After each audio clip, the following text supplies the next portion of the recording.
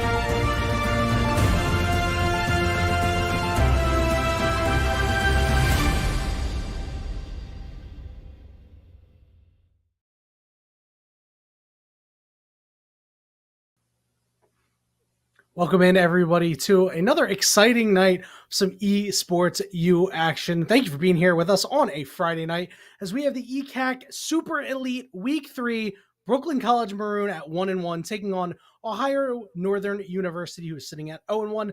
My name is Yanni. I'm joined here by Sofchan. Soph, how are you today? What is going on? You're looking way more moisturized than I was earlier, I'll tell you that much. It's all the makeup, because remember, you told me that you put your moisturizer before you put your makeup, so that's why it's looking glowing on my hand. I'm looking good. I'm feeling good.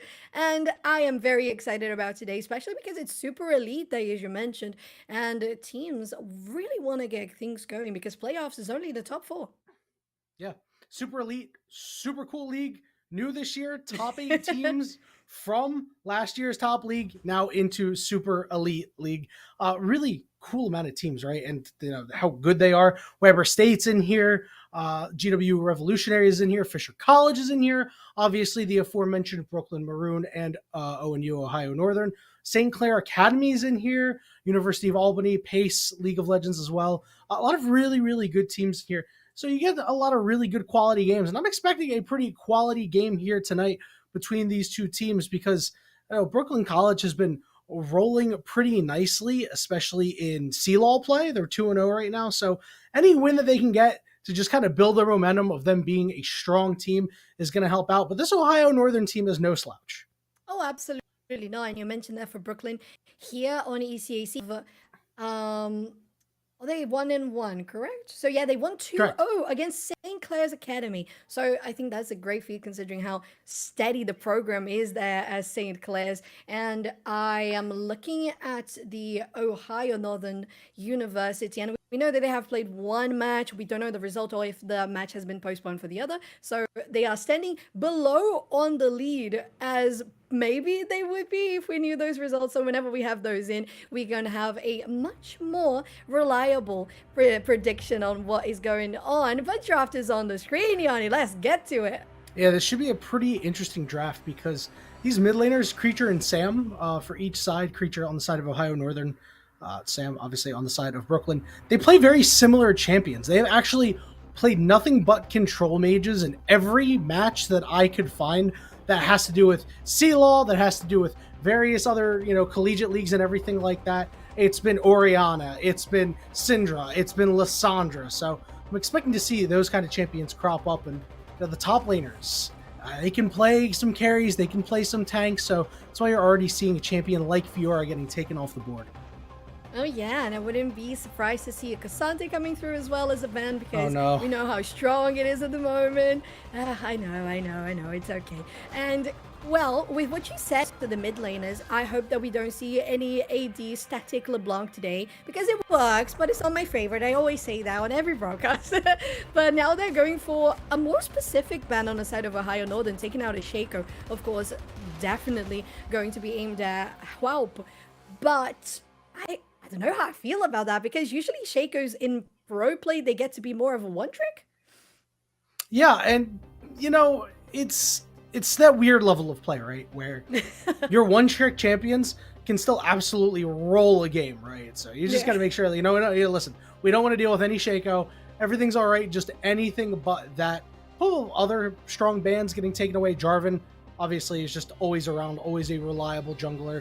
But Lilia also getting taken off the board. And meanwhile, you can see the hover and the lock in here for Rakan. Princeton has played so many games of Rakan so far this season in team play and has been incredibly successful on it. I'm actually quite surprised that Ohio Northern didn't ban it away. Yeah, for sure. I think it's one of those things you are more concerned with other champions and you feel like you can deny or you have practiced enough to try to counter those picks. Now Ohio locking in instantly a Thresh, potentially getting a Caitlyn afterwards. I think it's a steady combo. You have range, you have good setup for your traps, especially if you had good communication there with your support and you guarantee that the flays are going to get people onto your traps and not away from it. Wink wink solo queue. And I think that this is going to work out really well for Ohio. As a Thresh player, I have definitely flayed in the wrong direction. As a Caitlyn player as well, I have definitely gotten mad when somebody has played the wrong direction. I was the Caitlyn. So it's sometimes it just is what it is. But I like what Brooklyn is doing here. They're going to pair up again another incredibly strong combo, Rakan Xayah. Where one goes, you almost always have to have the other. Although Rakan has been cheating on Xayah a little bit with a couple of other really strong picks, but here we are going to see Xayah get locked in. And of course, what a surprise! We have Oriana selected for. Wait a minute. You see what's hovered on the other side? I do. What a surprise. Who would have thought? It's a Syndra. It's locked in. And that having the mid lane for both of the teams. Wow. Pure shock. There's nothing wrong with the picks. I'm not trying to be like... absolutely not. They are so good. Oh my god, I can't believe they're picking these champions. It's just that, we knew that these players coming in were going to play control mages. Yeah, and that's what they're doing. To be fair, I think if we were to get away from Oriana or Syndra, if it was picked later in the game, or even thinking about one of the teams getting it out, I would wager maybe an Azir coming through, but they're just going in with the classics. They're going in with the comfort picks for themselves. For Brooklyn, they're taking out the Zac that we saw a little bit on LCS, correct, in top lane. And on the other side, also aimed at the top lane. You have the Camille plus the Gwen focused there on Phil. I think we're leaving. Still the Cassante open. There are a couple of choices. You have the Olaf. Things can work out still. That Zac ban actually surprises me. Now, Cherry is known for playing tank supportive junglers, Rel, think Maokai, but Hualpa is known for playing Zac.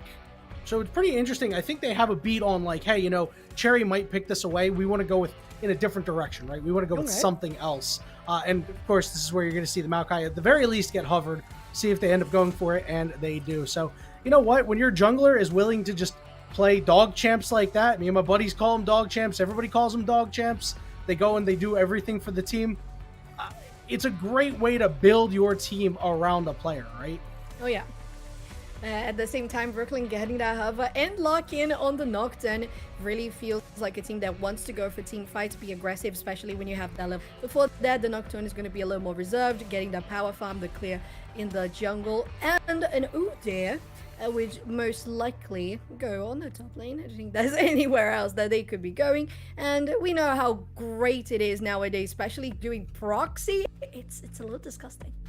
Yeah, the pretty interesting thing here is it allows Ohio Northern to play something that's not a tank. Because Udyr absolutely just does so well against tanks. Because you can't do anything against them.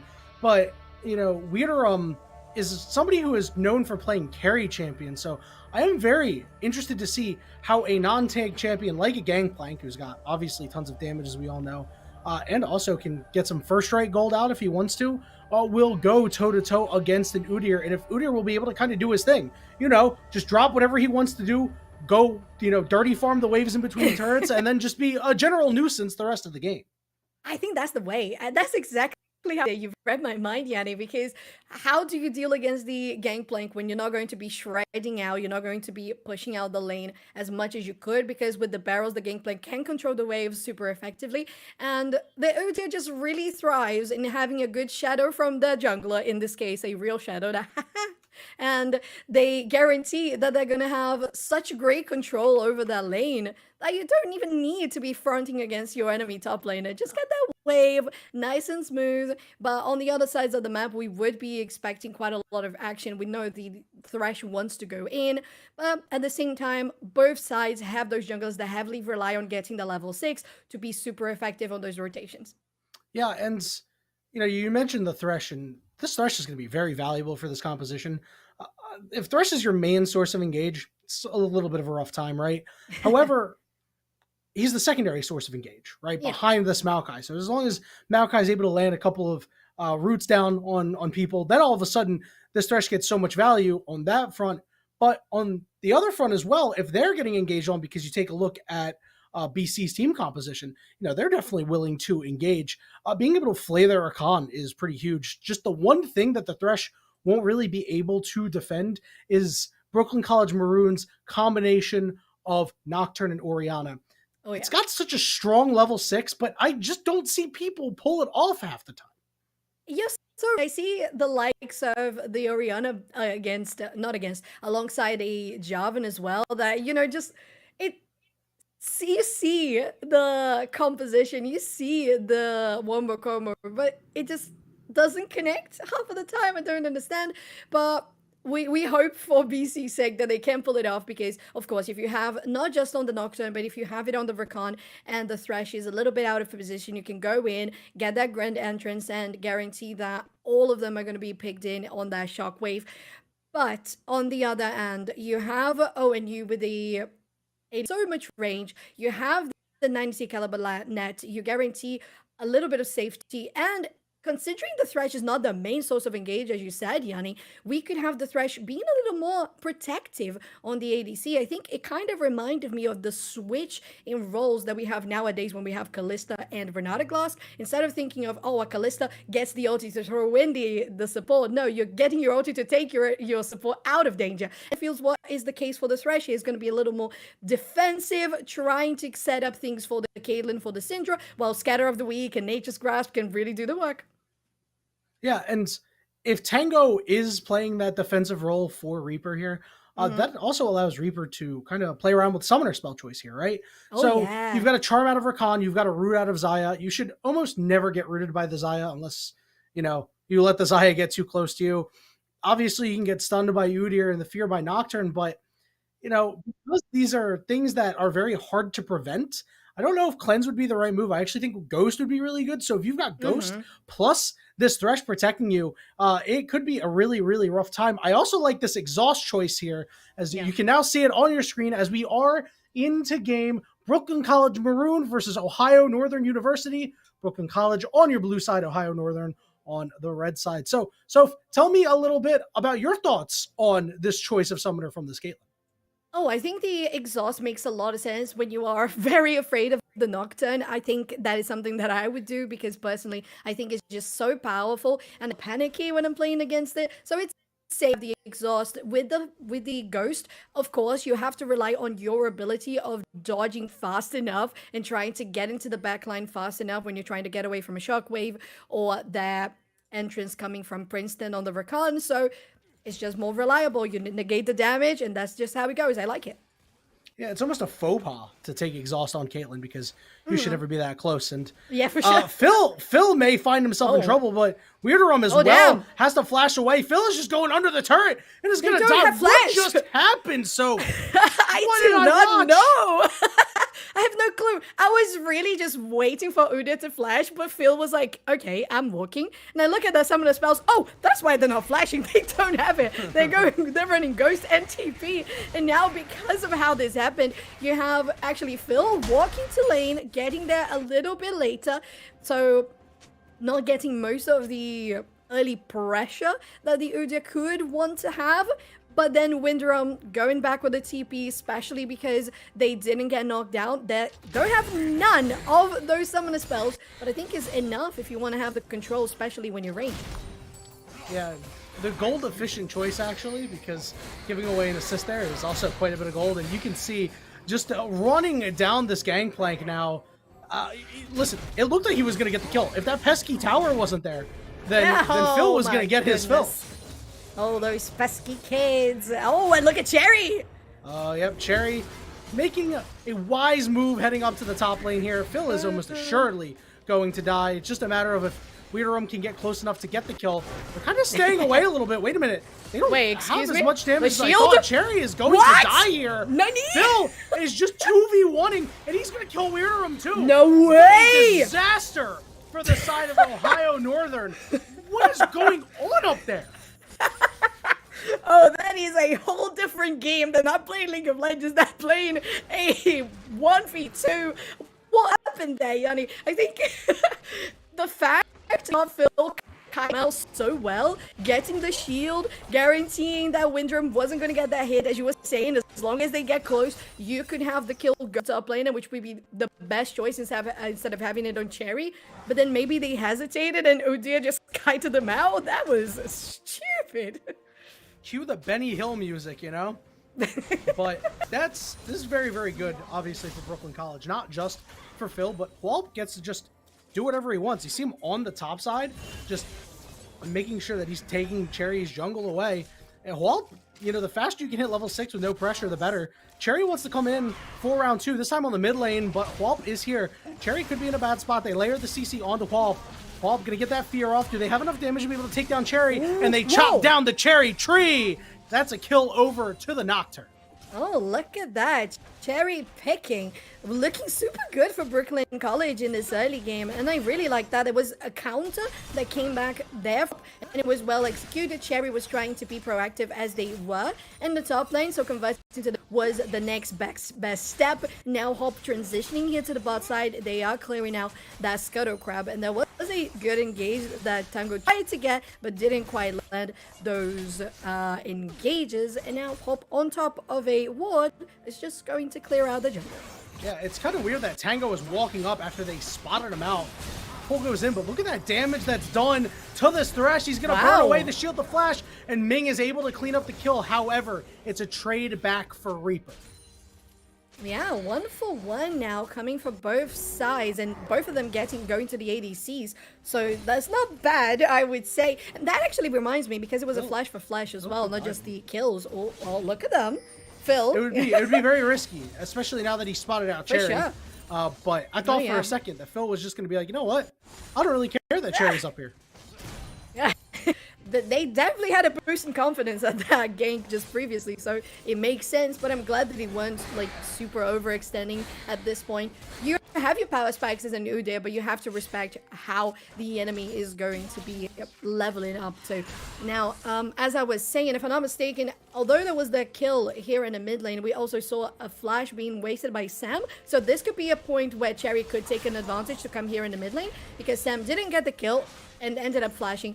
And now Hop allied a rotation with Princeton here is going to guarantee the first Void Grub of the game.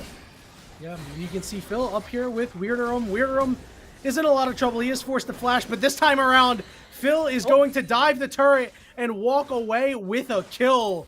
Very much unlike that level 1. Yeah, looking much stronger now. 3-1-0, and Brooklyn College Maroon with 3 Void Grubs on their pocket. We also had such a great rotation coming from Princeton as well to guarantee that if anything were to happen in regards to defending or just contesting from Cherry, it wasn't going to come to fruition. They didn't even attempt it. But speaking of, Cherry is sitting on top of a ward, so BC is okay. They're safe. They're safe. Yeah, they knew that was coming. They spotted out that Hex Flash pretty easily. With the control that Ohio Northern kind of has of the spot lane, I was a little surprised that they didn't immediately go to try to trade the Dragon after the Void Grubs. So that means that Cherry, during that time that Hwalp had nothing, was just going and farming the Grubs, Cherry had opportunities to do things and just didn't really try to make an impactful play, and that's going to be pretty rough because you have to do something with that time, right? Oh yeah, and you as well, because then any CS behind compared that to Walp, and if you can trade objective, you should. But now bot lane again. This is a nice hook that lands onto Princeton. He is going to use his W to get away, and everybody's okay. Everybody is nice and alive and hanging in. Walp is on his way. He's not on vision right now, so this is a perfect position. And with the map changes, he's going to be able to get there, but the engagement lands on Ming first, and Ming gets blown up before Hwalp can join the fight. Princeton getting pretty low, put the exhaust down onto the Nocturne. Nocturne trying to fear the Reaper, but Reaper puts some distance in between them. The hook does not land on the right target, and Reaper gets bursted out because Hwalp is just too damn strong. Oh wow, so effectively it was going to be a 3-for-2, a 3 versus 2, but then Windrum had that cannon barrage helping them in the bot lane that really allowed them to get it, but there's the darkness coming through, Yanni. Yeah, I don't know if Hwalp has enough damage though. He runs out of mana, burned the rest of his mana for the paranoia, and then when he got there he's like, oh, I can't do anything. Hold on. I do have Lethal Temple, but then I think I've ran out of time. Not so lethal temple, I guess, right? I guess so. And now we're getting to a stage where just 8 minutes into the game, this is very early. We saw so much action. Brooklyn College on that good double the kills lead, 6-3, getting some of that gold accumulated, especially with the Void Grubs that they had gotten in the first few minutes, while also guaranteeing that Nocturne is still remaining ahead on CS. You had mid lane Sam also getting many of those platings. On the other lanes, we don't really see much of a plating presence from either side. It to be ONU actually on this bottom because of the Caitlyn that they could try to get something out of it. Yeah, and I have to give some credit to Ming and Princeton. Aside from the tomfoolery that has occurred in the bottom lane, they actually played it pretty well despite being down in CS and obviously now down in kills. But, you know, if you've got such a powerful laner like Caitlyn, and as I am going on about that, Phil is just going on about running down Weirderum. He is going to dive the turret one more time. He does have to burn the ghost, but he will be just fine. Oh, did you see the amount of shield that had? Oh, okay, trying to flash away from the Unleash power. Oh my god, there's fighting going on everywhere, so a couple of low bot laners here. Tango trying to land the hook. He lands it onto the Rakan. Rakan going to be able to W away out of range. Good dodge. If it had hit the Xayah, that would have been a terrible moment for BC's bot lane. But now there's Cherry because of the pressure they have here, and the hack stack flash forward actually from Tango in the bot side, trying to do even more. But at this point, at least Ming still has that flash, so if anything were to happen, they would still be safe. They have Featherstorm, so it's not that good of an idea to try and dive them. On the other sides of the map, we have that Udyr, Proxy, the Nocturne trying to stack on the 6 Void Grubs, while ONU is focusing on the first Drake of the game. Yeah, and, you know, that's why you had to try to get that first Drake earlier, because, you know, Sam just had a TP mid lane, but if they weren't on this dragon, you know, Creature could have moved up, Cherry and Tango could have moved up to try to stop Walt. And meanwhile, the bottom lane, Reaper was left all alone, forced a flash, but a flash for flash means that Ming is going to clean up on the kill, as 6 grubs have been secured for Brooklyn College, and I'm sure Phil is very happy about that. I was just gonna mention, Phil is going to take so much good use out of those grubs. Now Sam facing both of them here in the mid lane on ONU, actually going for a shockwave, and they have enough damage. Look at that paranoia cancelled, Yanni. Yeah, it just didn't matter. Sam said, hey, listen, you didn't trust me. I had that all along. You know, Oriana's auto attacks because of her passive, they just got that spice. They're like that McDonald's Sprite. Very, very spicy. Oh yeah. I guess so. I always love that when I'm playing Oriana. It adds so much to a mage that in the early game just can't hit anything on auto attacks anyway. But now we have as well the gold numbers on the board, and pretty much everywhere is ahead on the side of Brooklyn College.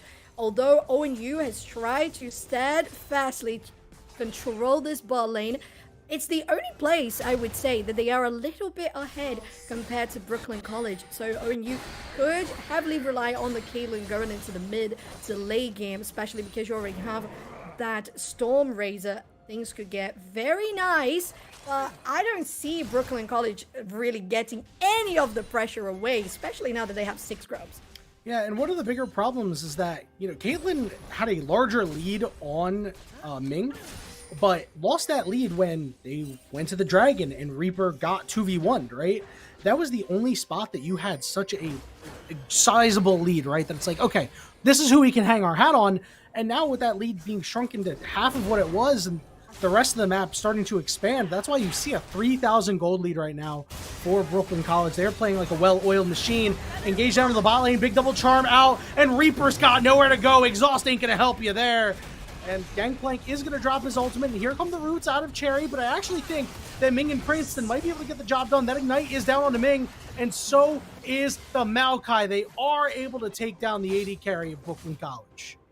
Yeah, and it's now a bot lane for Brooklyn College that has no summoner spells, ended up giving away that ADC that, of course, wanted to have full control over farm. Oh, but there's Warp. They're going to get a kill here on the Thresh very, very easily. And I think that's one side of the rotation that we see from Brooklyn College that has been very effective, right?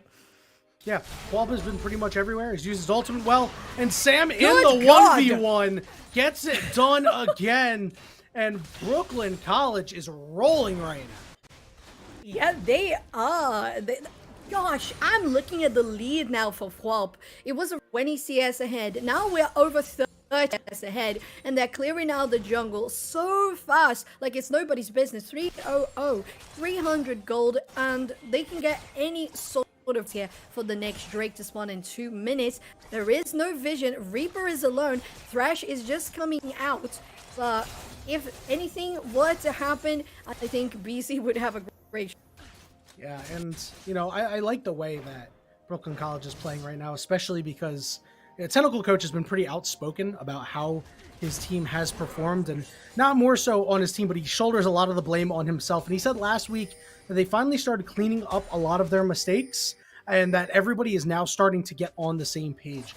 You can see that happen here, right? It's just everybody knows exactly what they want to do. The bot lane is against an oppressive AD carry, and they're still doing pretty well, even after seeing some jungle attention. I'm really impressed with what they're putting together in Game 1. I agree, Yanni. We see here at the moment a mid and bot swap as well. They have so much for the control of this Herald. You have one extra teammate, of course, because the Oriana is bot, and because she's already so strong. and the potential of really facing two people, that it's fine. You have range enough to clear the wave, you have damage enough to clear the wave, especially without Ludens, and half of the next item already completed, most likely going to be that Seraph's Embrace. So if we think about it, it's what was missing for Brooklyn is finally connecting, just being on the same page. Oh, Syndra is gonna die. Yeah, they just engaged on the 2v1, and guess what? That's why you need to move your bot lane up, because of this objective on the top side. Meanwhile, Sam dying on the bottom side, and the turret is going to go to Ohio Northern.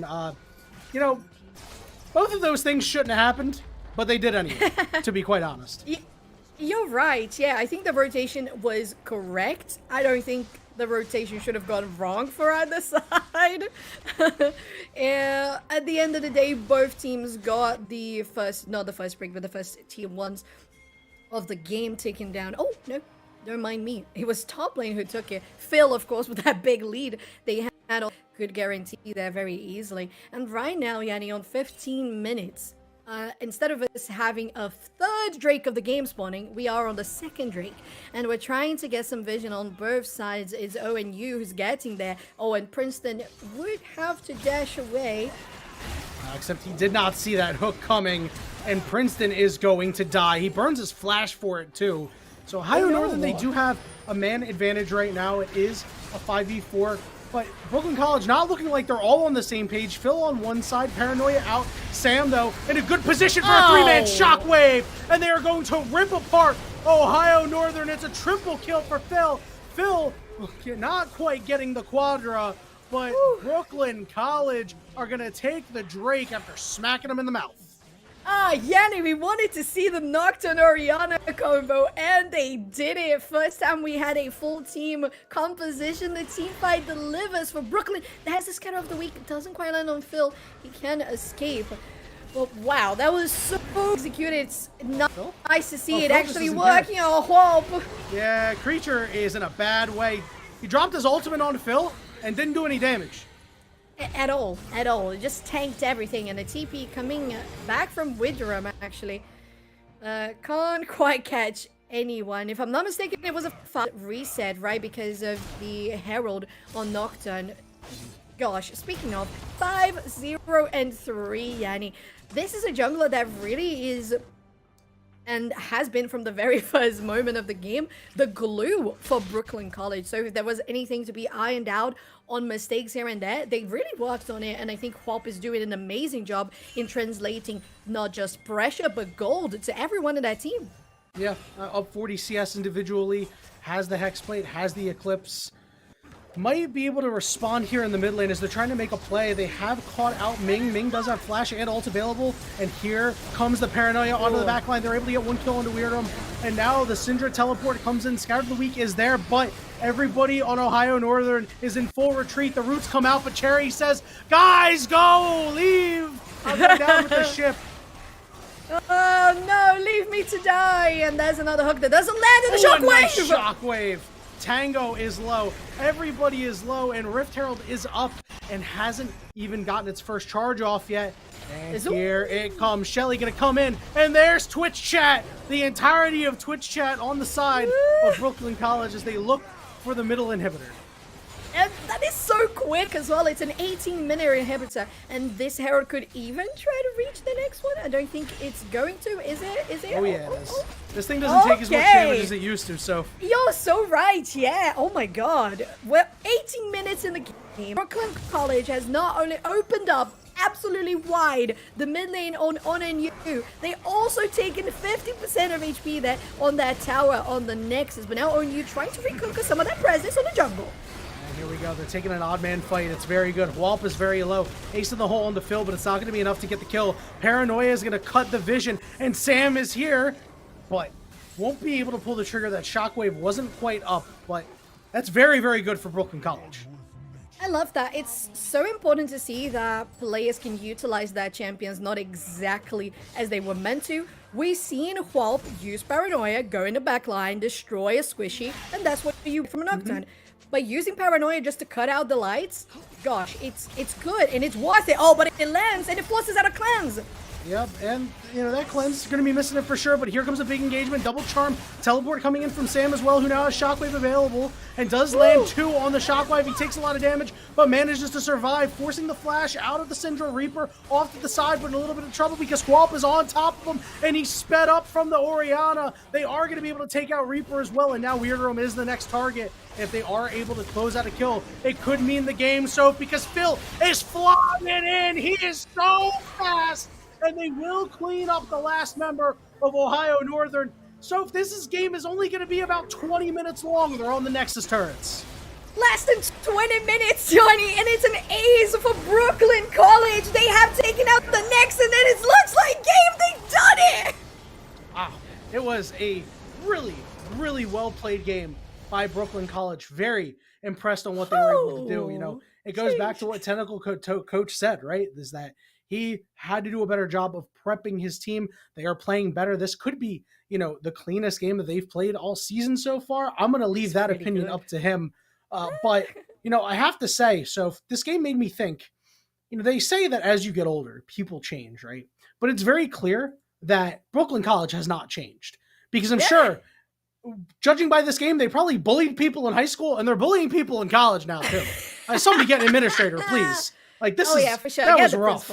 I agree with you. And one thing that actually stuck with me is that how I was mentioning that Hwab was doing so good on the Nocturne. Yes, the stats don't lie. They had, 75% plus kill participation. They were no deaths on the board. So, pretty good. But at the same time, Yanni, we also saw top lane winning 1-on-1, mid lane winning 1-on-1. If there was any help needed on bot side, for sure. But you have 2 solo lanes just performing incredibly well on their own. How much else could you ask for as a jungler? Can't ask for much more when your solo laners are getting the solo bolo kills. We'll have to see if they're allowed to have those champions again, because we are going to take a short break. And when we return, we'll get into the draft for Game 2 between Brooklyn College Maroon and Ohio Northern University. We'll see you soon.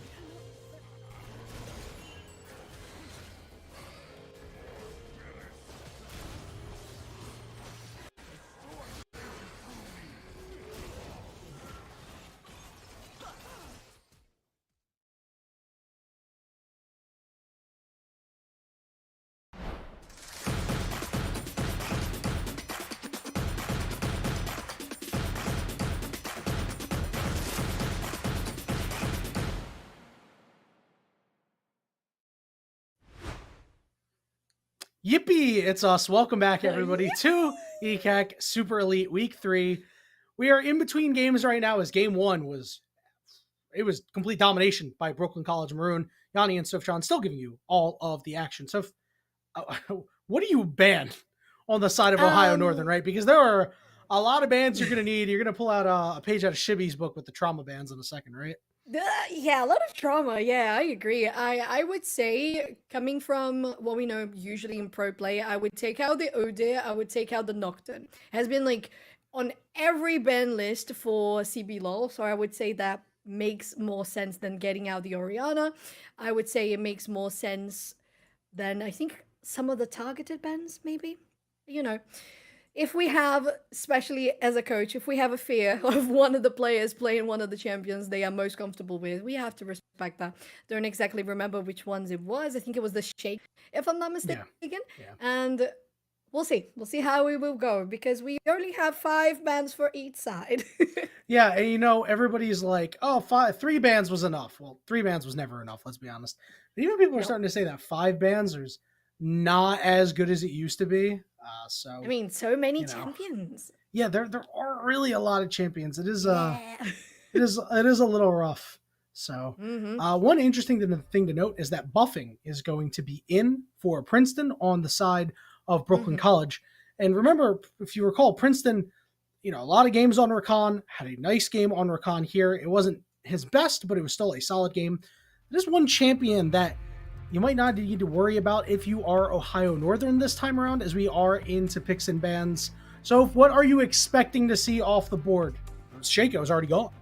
Yeah, gone. I would say the Shaco would continue because if you took the Shaco out in the first run, you would do it again if you're just that terrified of the champion. It makes sense. It's fine. I respect it. But I would say next it would have to be Udyr and Nocturne. I think they were so impressively good. I think the Oriana was incredible in the hands of Sam too. You can counter the Oriana. There are ways to counter the Oriana. But all in all, maybe something that is a little more aggressive in the early game.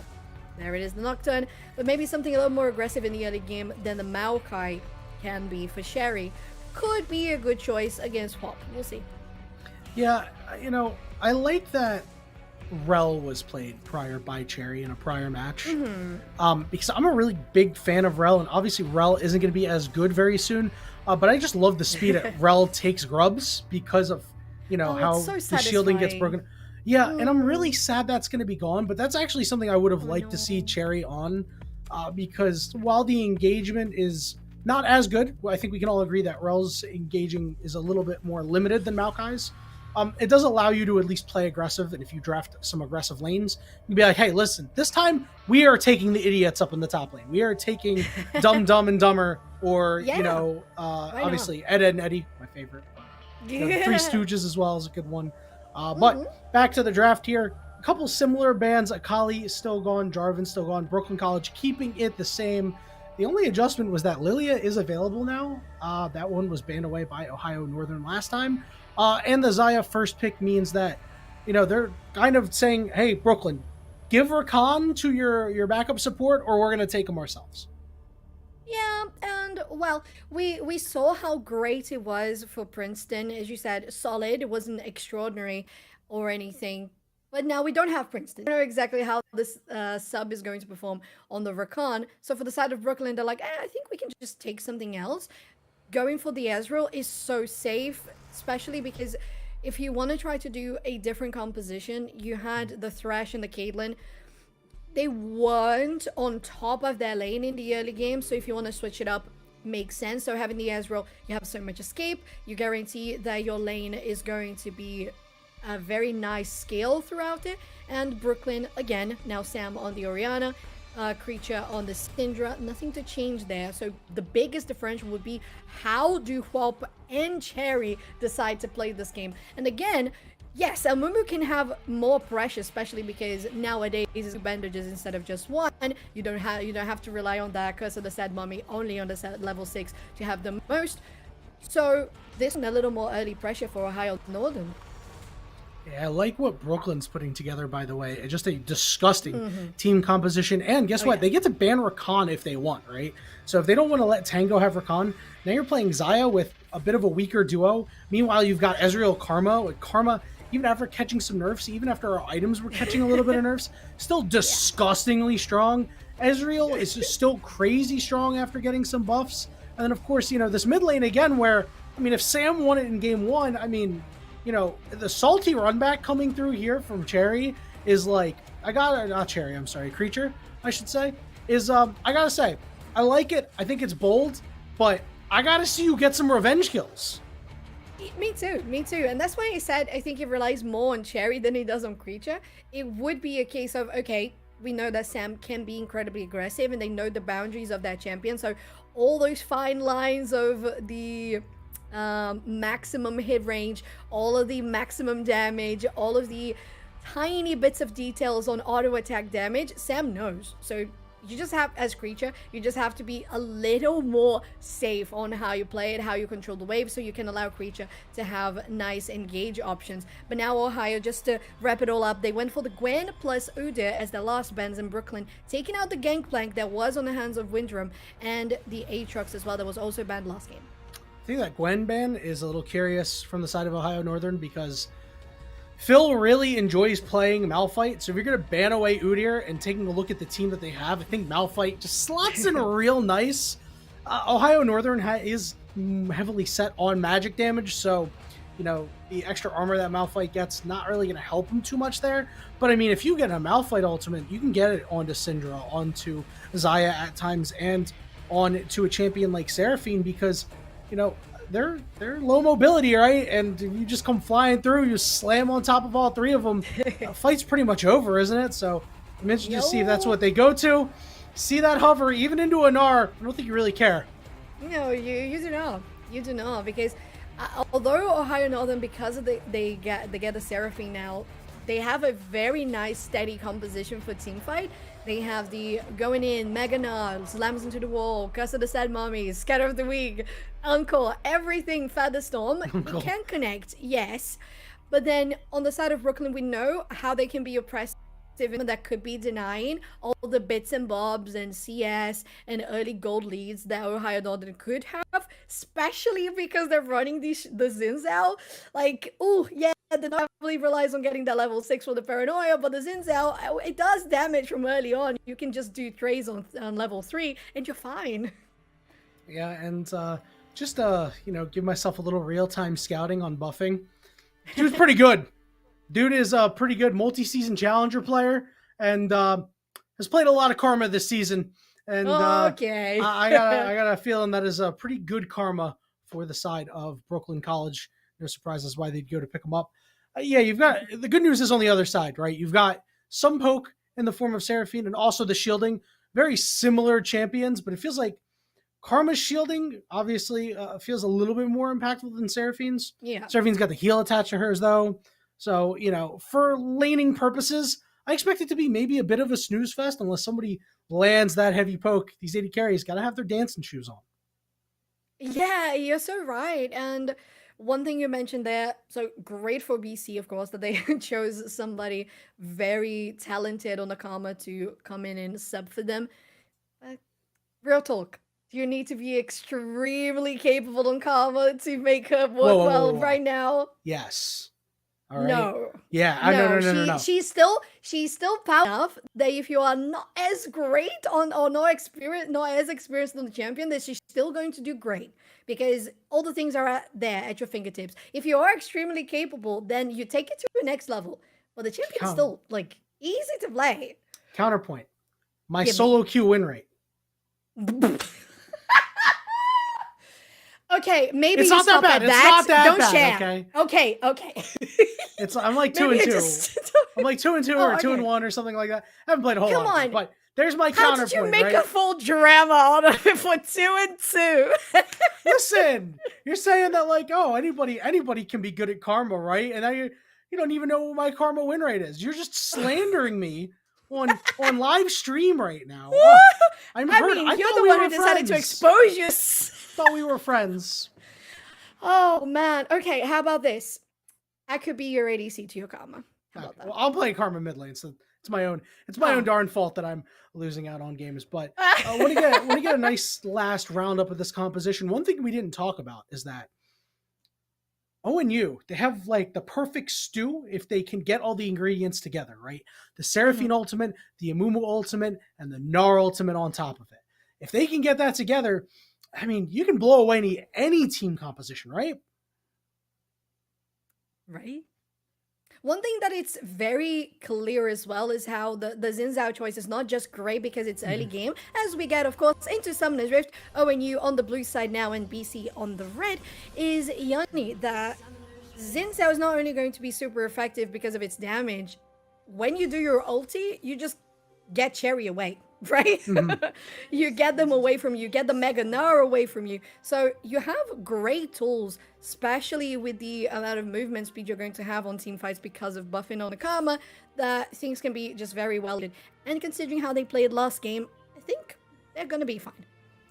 Yeah, the one interesting thing now that you're talking about the junglers is that Whelp really, really good. As you can see, Reaper going to take a little bit of damage, but Whelp into Cherry, these champion combinations, it's very, very good for Xin Zhao early if ONU's lanes are not able to respond. But the good news is on the top side, Gnar should be able to get first move.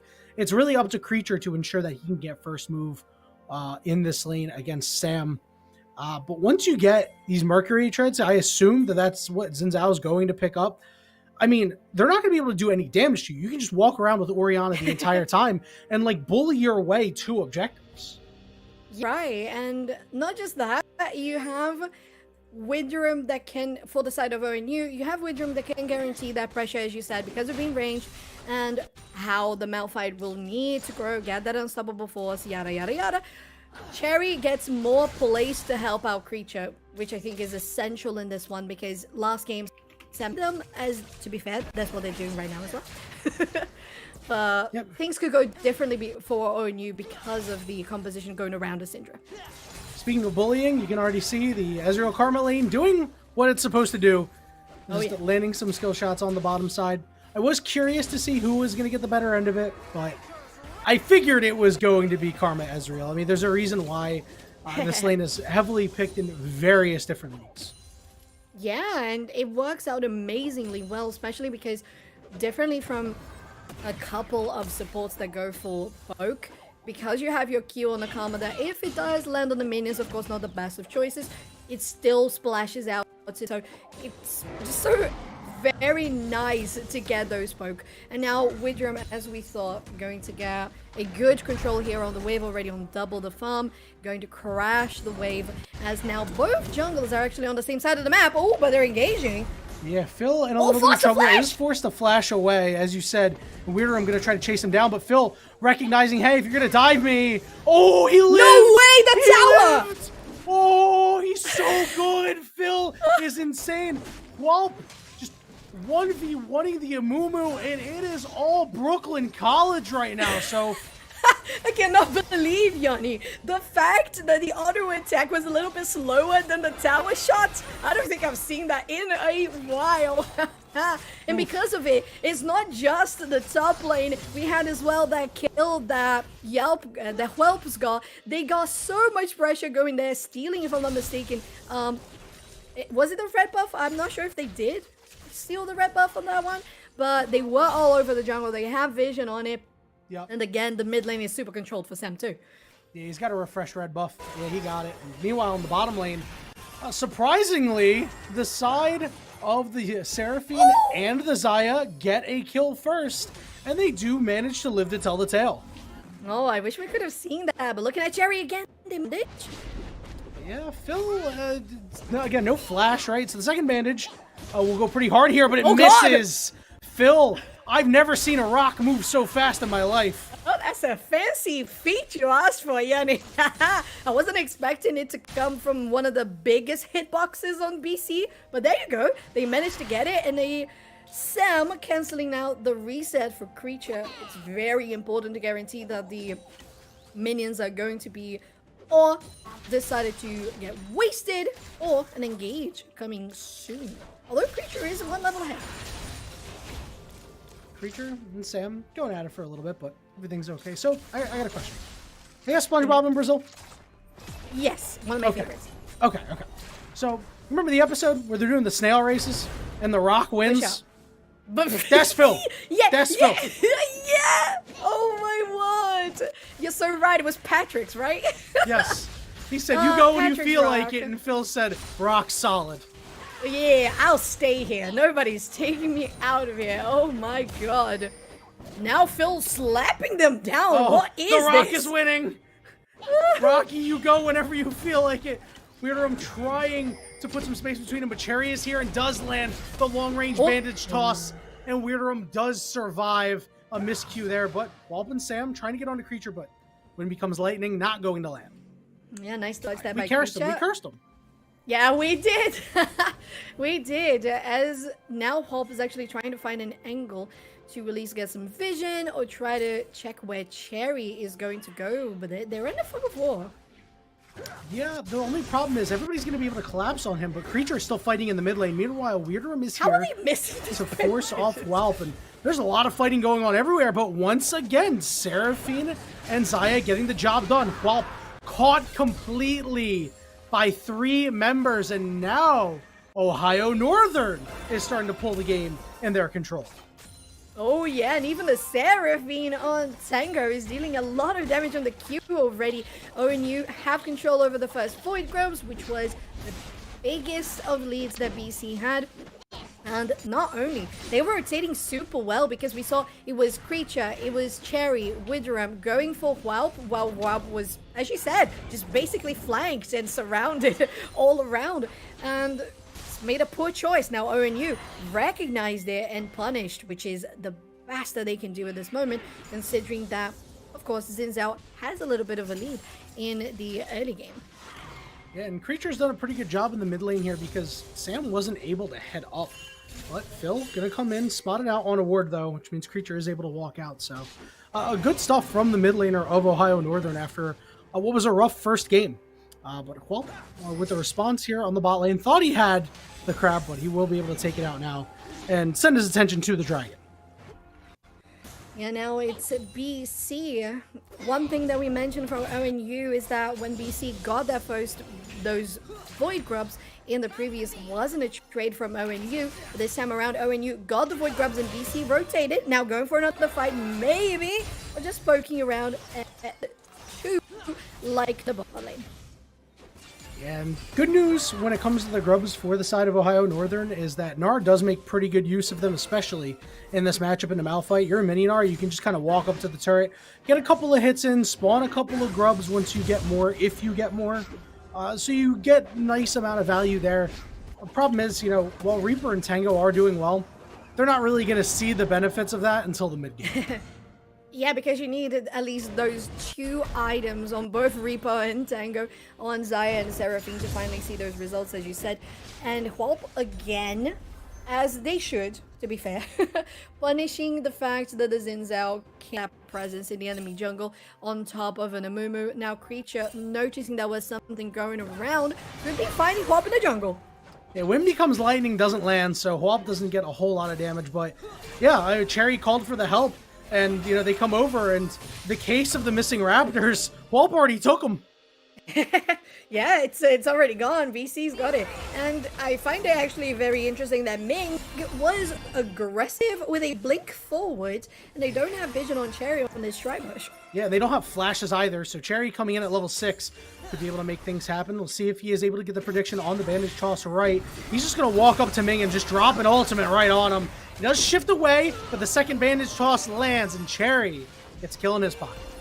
Oh, that feels amazing for Cherry after missing a couple of those bandages on the top side. Now securing it on the bottom is definitely what they want to see. Sam looking to get something. They have flash, and they could go in. There's no shockwave, probably just used, hence why Creature is so low on health. Oh, True Shot Barrage is not going to land. Just a bit outside. But good stuff by Sam there. Gets control of the lane once again. They've kind of gone a little back and forth this game, but has a solid CS lead. Creature doesn't have teleport. You know, you're going to get the second wave shoved in. It's a very big win there for Sam. Meanwhile, Whalp in the top lane as Weirdrum has already gone to go in. Does use the ultimate and hop away, so he will be just fine. And in the bottom lane, Reaper gets yet another kill, living up to their namesake. Alrighty. Looking good for the Zarya, especially because we saw them doing well last game with how they controlled the lane with the Rakan, but now not having the Rakan and still doing well. Ming, you were a little bit bold here. Yeah, you know, Ming has a CS lead and realizes, hey, you know what? I think I'm at a good advantage.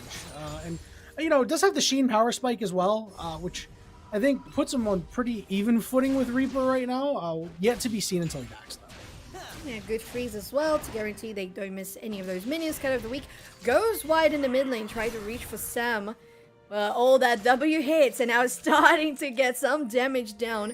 But on the top side, we actually see Phil trying to get a rotation, and even Buffin is going for a gank in the mid lane.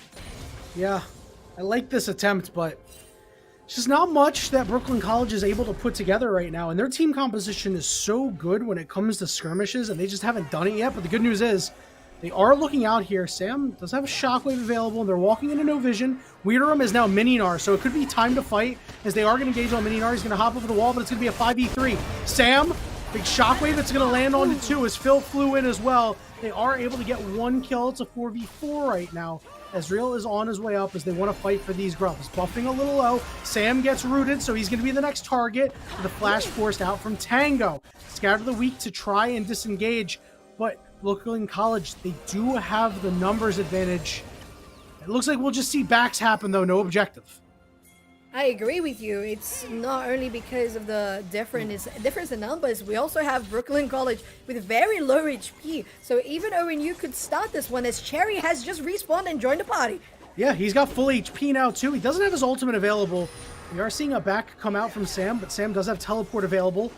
Here comes Phil from the top side as well, and here comes the teleport from behind. They're going to engage onto Phil. Meanwhile, on the side, Creature is able to take out Buffing. Phil in a lot of trouble. The Creature goes down. Sam going to target Tango with the next one. It's a double kill for Orianna, but they do manage to take out the Malphite. Now a 3v2. Sam not with the rest of the team. Ming has to try to run away. Whalp is going to back in enemy territory. Ming flashes over the wall, gets rooted, burns the cleanse, and dies anyway. Oh, that was a panic response, unfortunately. That Windrum trying to chase out for Sam.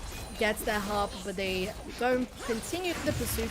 Now ONU takes, if I'm not mistaken, that would be the 4th, because I think BC that is their 5th. 2 of them? The 5th. So the ONU took 2 in this pit. Yes.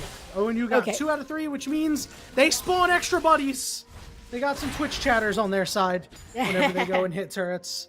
Very important for them to guarantee those as well, right? Oh, for sure. But good news for Brooklyn College is they're able to kind of equalize the gold a little bit. It's really not that bad. Orianna, very strong right now. 2-0-1. You land a good shockwave in another fight, could be bad news. Yeah, and on the other end, you have Reaper on 2-0-4, completing that Kraken Slayer already on 150 gold bounty. Wow, dear Cherry, with those bandages getting spot-on kills, 4-2-1, but still falling behind as we would expect from a Zinzao on CS, so around 24. I believe that's what BC can do at the moment. They're trying to keep up their CS, the gold in regards to wave control on other lanes. Ooh. Yeah, Ezreal gonna go a little wide on Tango, but the damage onto Reaper and Tango is so much. They do a lot. Reaper's got to burn the ultimate, so does Tango. Shift Q forward. Big pickup there for Ming. Oh wait, Ming's dead. Ming is dead. God. What's that item called again? I can't remember. It's the thing that does the extra damage. That magic damage dealing supports has Zazak or whatever. Zazak slowed him up and did a bunch of damage. Now the teleport is going to get expended here. I mean, Tango's just going to walk it into the turret. Phil is showing up to the party that's already over. Yeah. And they tried to get an execute, but it was still a kill for buffing. A very confused rotation, I would say, from BC. On the top side, we know that Phil was still just doing well against the Gnar. The Gnar doesn't have enough damage to take them down. So maybe, I don't know, they just wanted a different fresh air, I guess. Going out for the bottom lane as now ONU has full control over the Herald. Now Phil walking back to lane while ONU has pushed that very far in. BC, meanwhile, take their second pick of the game. Phil has spotted out that this Rift Herald is being done, so he decides, hey, you know what? I want to pull the trigger potentially. Cherry is going to be able to pick up the Rift Herald. Sam and Whop on the way. Phil has ultimate available if he wants to use it. With Scatter the Weak on the side by Creature, means that he should be able to get out, but Phil wants to really get in range. Can't. Yeah, so they get away with it. I think that's something that has been happening very frequently for BC at the moment, Yanni. Just not getting in range. And that is happening quite a bit in the bot side with Ming being very aggressive, going in, especially into tower range. Oh my god. And into snares as well. And getting those golden items extra. Oh, Sam? mid lane. Sam! Oh, he lives 25 HP. No way. Just, you know, leaking a bunch of oil, but the robot will stay upright. Yeah, still at least one screw left on their head. Oh, goodness. That was so close, Yanni. To be fair, I thought it was going to take it down. But one thing's for sure, ONU is better. Syndra getting stacks in, getting that execute sooner rather than later for this mid-late game. Now Ming, again, taking so much pressure from now Reaper and Tango. Reaper's going to get rooted up and is taking a lot of damage, but Ming isn't quite there yet. Just clear out the ward while Buffing does the rest of the dirty work here to keep Tango and Reaper off. You can see that Buffing is starting to do some serious damage. I'm impressed that actually on the top side, Phil got to take so much on that tier 1, but looking at bottom. Oh yeah, there was an engage on the bottom lane as there's engage on the top side. Charms going out, damage is there, Buffing is dead, and unable to trade back. Reaper, good ultimate, make sure that they're able to survive. And finally for Widram, especially with that Trinity finished, they are now finally doing some damage on the Malphite. The rock is not lit as they would have wanted. And ONU spawning the Herald on the bot side, trying to get a drift going on. And they should be able to take this down, especially with those extra Grubbingtons. And Ming has to stay safe. At least this is a place now where BC could have more space to farm. Because although they are ahead, that was so much pressure. Oh, top lane. Good counter there. Unable to get the Narbar all the way up. Big kill. Turret could go down as well. But I got a bone to pick with you. Use their government name. You call them Grubbingtons? Can't believe you. I mean, I'm Use just... their proper name of Twitch chat. Come on. I mean... I think she's respectful sometimes. Especially when they take down a turret. I think they deserve it, Sir Grubbingtons. Oh, now they're knighted? Yes. Okay. You know what? I can live with that. I can agree. Yeah. I think that's good. Yeah, pretty good. Pretty good for Brooklyn College here, as they now have a gold lead of about 1,000. They have quietly turned it on after, you know, having a bit of a rough early game. You know, they were like, oh, we're down a little bit in gold, but you know what? It's no big deal. They've got good scaling on their side. Teleport coming in from the Gnar does not have any rage, so we'll start to stack that up onto Buffing, but is on the wrong side of the tracks, forced to flash away, looking to regroup with the rest of the team, but he takes a whole lot of damage. Phil is here, no ultimate available, but he will try to chase down this Gnar. Meanwhile, they're able to get a kill. Sam on a killing spree. Solo shockwave onto Reaper, takes him to about half. Whop is on top of him. With the team coming from the side, they're able to take out the Reaper, and Tango is going to be targeted after Cherry gets popped. He dropped the ultimate, but not too much you can do. And Brooklyn College just getting it done in team fight. I would say that was a peculiar rotation from ONU as well, because yes, there was a moment where you could see a space to get a flank. Yeah, but then you're still 1.5 minutes from the Drake. Is it worth it to try and do it now? Now Buffing going into the back line, trying to get that pressure for a dive, because Phil is looking for it.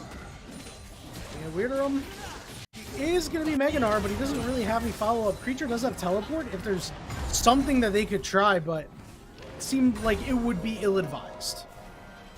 And to be fair, I think that's what I felt about the TP with no rage coming from Widram there in the bot side. I don't think that would go anywhere good. They had to waste their flash. And then when Sam found themselves in a good spot to try and do damage on the carries, they did. So it was just ONU putting themselves in kind of between a rock and a hard place. So BC took an opportunity of it and guaranteed that not just they could push in the waves, get pressure here in the mid lane, get vision most essentially there close to the red buff, and then just maybe uncontested, we'll see if Cherry goes for it, take the third Drake of the game. It's going to be pretty rough for Ohio Northern. They are just going to let this Drake go. It will be soul point for Brooklyn College. Unless Cherry does want to get in there, he's going to try to target buffing. Phil goes over the wall with the ultimate, but doesn't quite get it to land. Cherry still could go in, but will be secured. Teleport coming in for Creature, which means will be in a bit of a bad spot, but his tanky teammates are there to make sure he stays alive. A Sam teleport coming in as well, which means Brooklyn College, they want to do something here, but Ohio Northern are able to retreat to their turret. Yeah, Ohio tried to get an angle. I appreciate that, not going full in, because it's what they did in the previous fight. Because it didn't go well, you try another alternative. I appreciate it, but still, having to give away the soul point feels super bad. Now BC not just accumulating Mountain, Cloud, and Infernal, dealing some damage here on the Baron, but it's most definitely going to be a bait, right? You shouldn't commit. Oh yeah. Cherry is like, hey, they're taking my blue buff, but they're actually right in front of you. The Blast Band pulls Cherry to the side. Good layering of the ultimates, but do they have enough? Another solo Shockwave. It's able to be a 1-for-1 for right now, making it 2-for-1 after they pick up another member on the side of Ohio Northern. A 2-for-1. Sam from the side could be able to land some damage onto Reaper. Maybe they'll choose Tango, and Tango is cut off. Tango desperately trying to run away, but he is not doing the Tango. He is doing the death. We're going to split push here. The ping's going onto the Baron. Means that Brooklyn College, they don't care if they lose this turret. Yeah, and that team fight, to be fair, was looking so good for ONU, especially with that Curse of the Sad Mummy. If I'm not mistaken, hitting maybe even 4 players for BC, so it could have been super good. There was at least one player that got taken down. Yes, ONU, maybe you can do it, and then finally they didn't really have the damage, and when BC can turn it around and laid out those abilities, especially with Ming being so confident on this Ezreal, like having the blinks forward and flash forward. I mean, they know what they want to do, and it's to deal damage, especially with that second item completed as well. So Windrum, as you said, trying to do what they can, clearing out that bot lane, taking down tier 2. Now Fu is looking to maybe scare out the little Na, because all of the space on ONU had been conquered by BC. But now ONU getting it back. Yeah, BC might be taking it back very shortly. Wearing purple right now for quite some time. And with the Dragon not up for 2.5 more minutes, it feels like they will make good usage of their Baron, get further and further ahead, claim soul, and maybe win the game here. So that's the plan, right? Possible. Yeah, oh, for sure. And it's exactly what we would expect, right? It's not just the correct game plan, because you're direct, you want to end the game with the advantage as you have it, especially with the extra cherry on top for the soul. Speaking of Cherry, but as well, Cherry's like caught out here. They do land a double stun onto Sam. Sam forced to flash, but because of the Sad Mummy, just gonna get him. But the shielding is just too much. Cherry's like, I thought we had him. What happened? Cherry gets engaged on and goes down. Now Creature's gonna be the next target, forced to flash away. Ezreal coming through, not gonna land, but Turret doing a little bit of work to buffing, who is double shielded up. Creature very, very low. We'll see if they finish the engage, and Whalp is going to dive super deep. Uses the ultimate to push Reaper, who's got to use their ultimate to stay alive. Sam died to the turret, but I don't think it's going to matter. Reaper is going to go down as they get dove on the inhibitor turret. Big shielding here. Whalp is going to tank it up, but Tango goes down anyway. Whalp will die for it, but does find a triple kill for themselves. Ends up being a 4-for-3. Not as clean as I thought out of Brooklyn College. You're very right. I thought it was going to be much cleaner, especially after we had a disgusting exhibition of shield, so protect on Orianna, then shield from buffing, and Seraph's Embrace. Like, hello? You are so right. Having Cherry go in, you're like, yeah, Orianna's dead, right? Right? And then just isn't. And with less than 1 minute to go for ONU to try and to deny the soul from BC. Well, as I said, they would try to conquer back what they have in that jungle. On the top side, they have some vision, they have some detection wards, good. Now looking at Widram, going for the plants, going for the vision themselves, gets a nice dodge with the blast cone. But you can't engage here, can you? He's going to get rooted. Sam is here. Sam, we know, it's quite a bit of damage, but whiffs on the shockwave. Widram able to just walk it out, and that is a big cooldown missing. Oh yeah. Yeah, that's not great, but Phil wants to go for a fight. They have unstoppable force. No, in a couple of seconds, actually. They're going to engage onto Phil here, chunk him out just a little bit, but members are cut off over the wall. Chris the Sad Mummy going down, but Cherry is left all alone and goes down. Weirdrum about a Mega Gnar, but a big double knockup coming through. Creature's in trouble. Weirdrum trying to get some space between them, but it was all Ezreal. A triple kill for Ming. Whelp will take out the Gnar, and left standing is Reaper, and they can only watch as the soul will be secured for Brooklyn College, more than likely the game. Yeah, it could be a quick and swift 2-0. First game on 20 minutes, second on 26 most likely. They still got that big pressure here in the mid lane because of 3 players. It was just enough with Whelp and Ming to take down their soul. Now they really just ripped open the base on the side of ONU, and what they tried to conquer back on that territory is just completely down. No vision, all fog of war, everything in darkness. And with BC having that much pressure and how they have been executing fights, it didn't even matter that Sam didn't have a shockwave. They still won the fight. Yeah, and that's got to be pretty rough, you know, looking and being like, oh, well, or, you know, Shockwave, guys, we've got this, and no, we don't got this.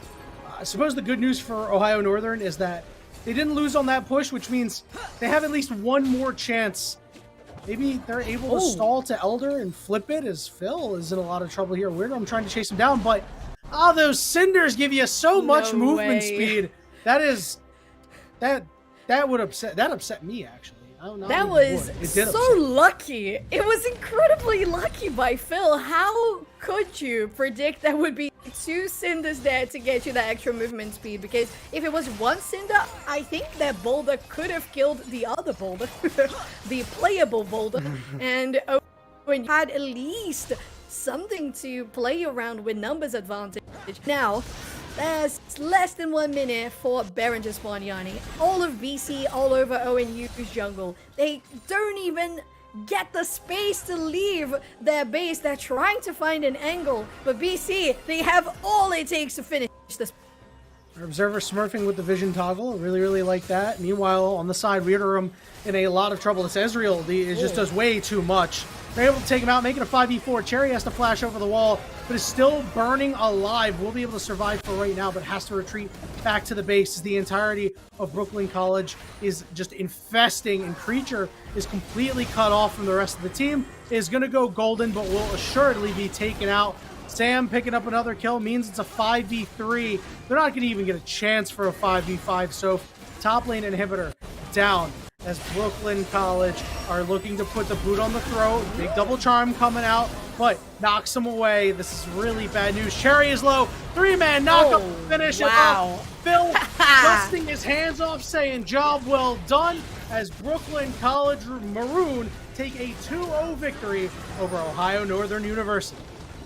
And way to wrap it up, Yanni. Brooklyn College Maroon, not just with a 2-0 sweep, but guaranteeing a win on top of a finely executed Unstoppable Force and Shockwave combo. Oh, chef's kiss.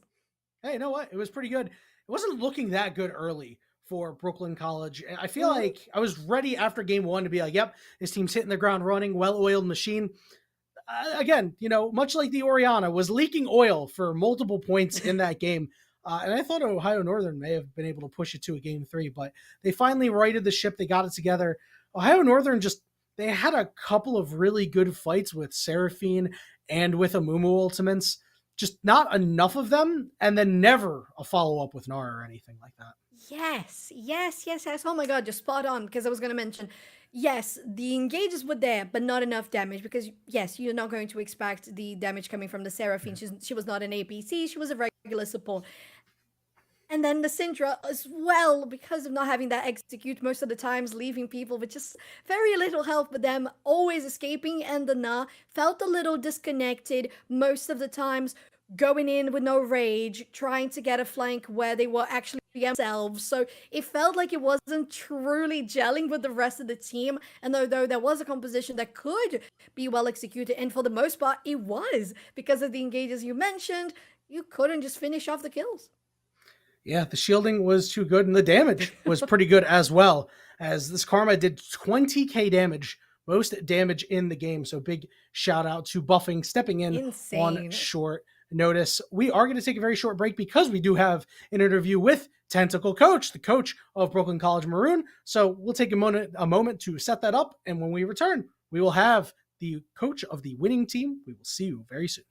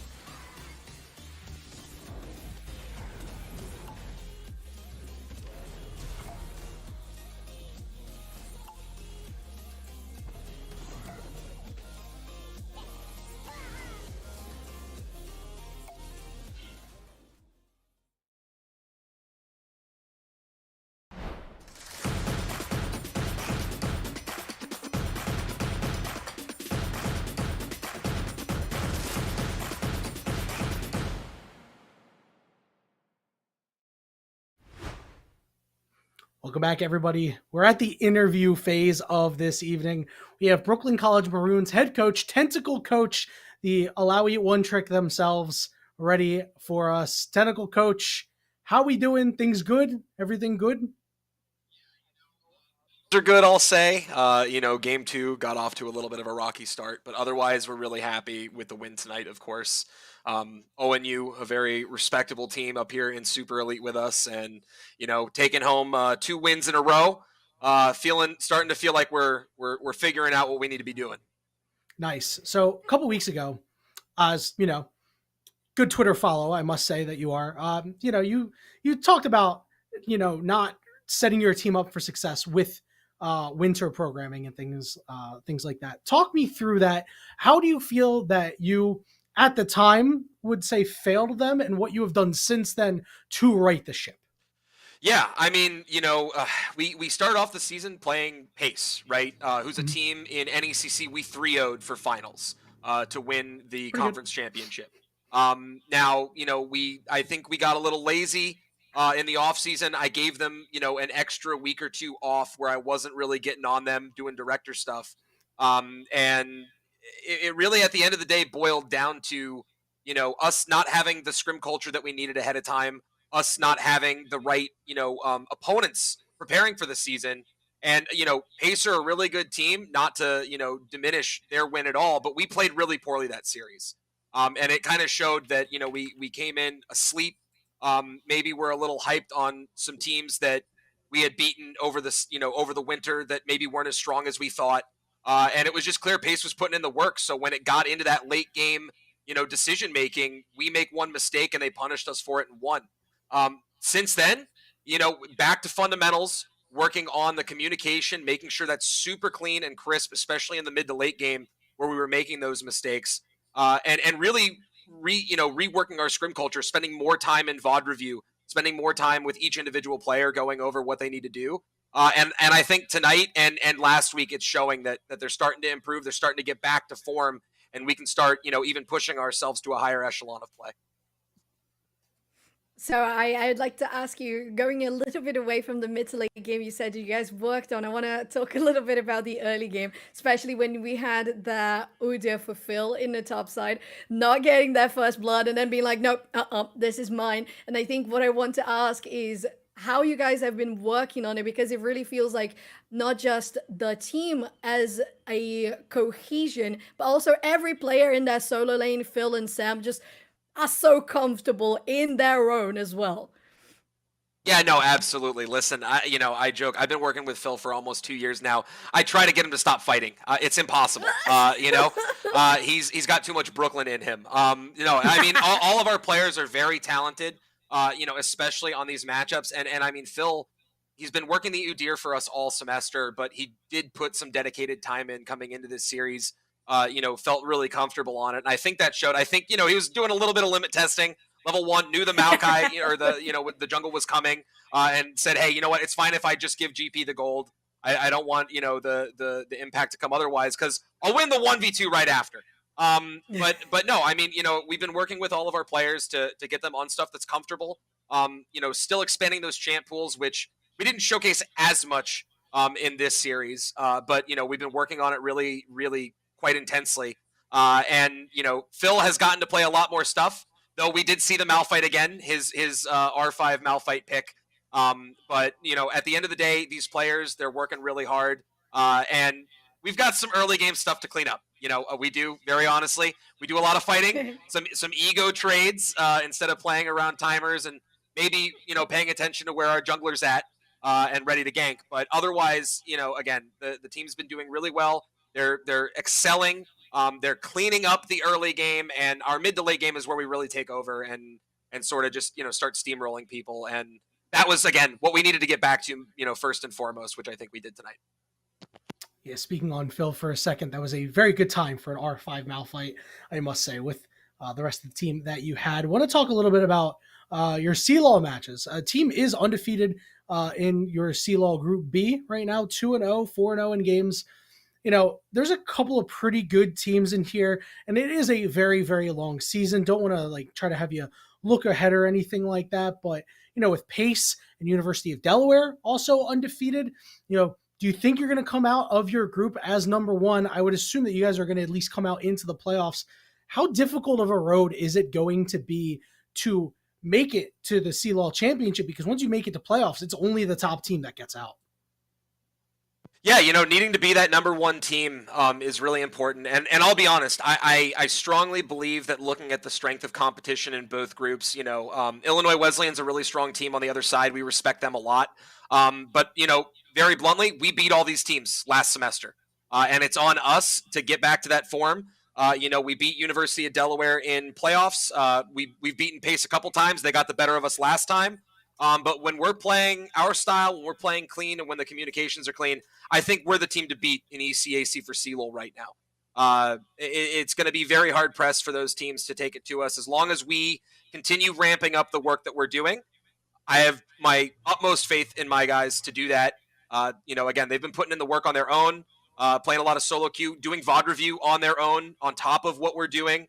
And I think that, in a couple more weeks, obviously we have our match with Campbellsville first, who are still a very good team. They were a playoff team in ECAC last semester.